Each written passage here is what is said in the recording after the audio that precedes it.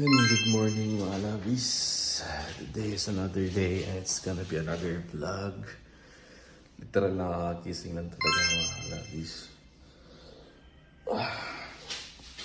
Gusto natin. Nandito na pala kami sa Taguig. Kagabi lang, like mga madaling araw pala. Mga alas 12, mahigit.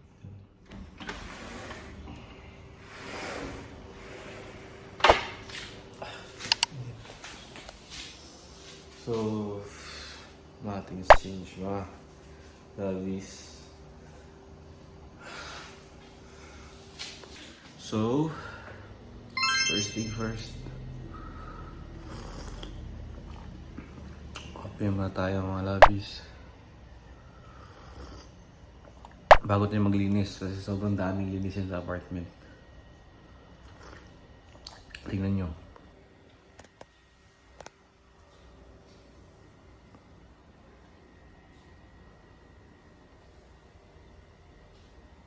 Sobrang kalat lang. Pero sasaglitin lang natin to mga lovies. Kaya to, madali lang to. Hindi naman ganun kalakihan yung apartment natin eh. Although may mga gamit talaga, maraming gamit. Pero kaya natin yung pagtabihan. Pero magkakape muna tayo sa ngayon. So yun mga lovies, tapos na tayo mag-coffee. Siyempre, start your day with a coffee nga, sabi nga nila. So yun, mag-start na tayong mag-linis-linis ito sa apartment. Hanggang kung saan yung makikita natin medyo makalat, madumi, lilinisan natin. So yun yung gagawin ko today. So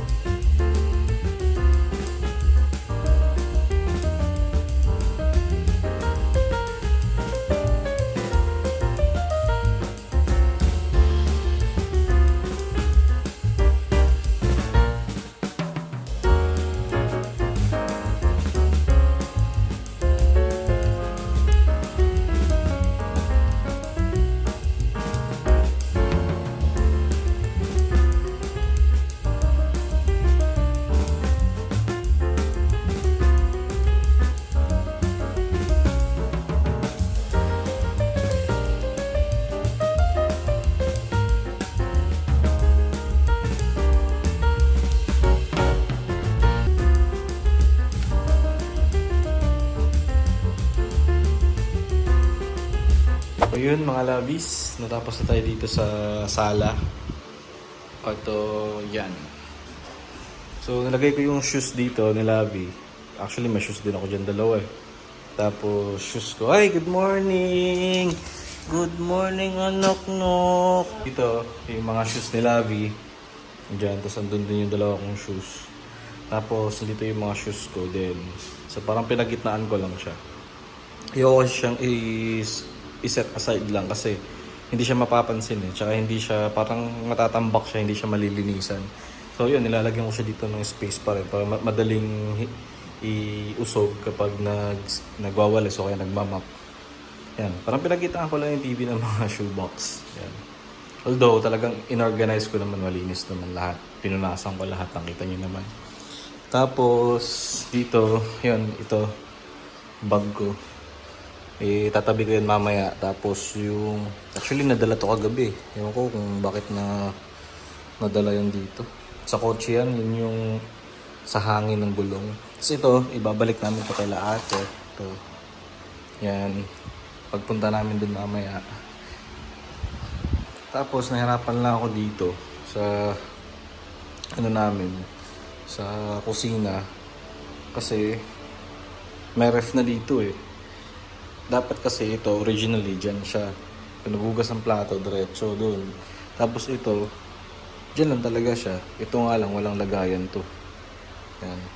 So pinaka-challenging na part dito is ito, mga labis. Sobrang dami kasing maleta eh. Daming may mga stroller, may mga yung folding bed, yung mga labahan namin. Although malinis na yan, galing yung Taguig, doon namin nilaban yan. Yan. Tapos paglilinis tayo ng kwarto mamaya, magre-rearrange tayo. Tapos yung CR, medyo malinis naman yung CR, papakita natin sa inyo mamaya.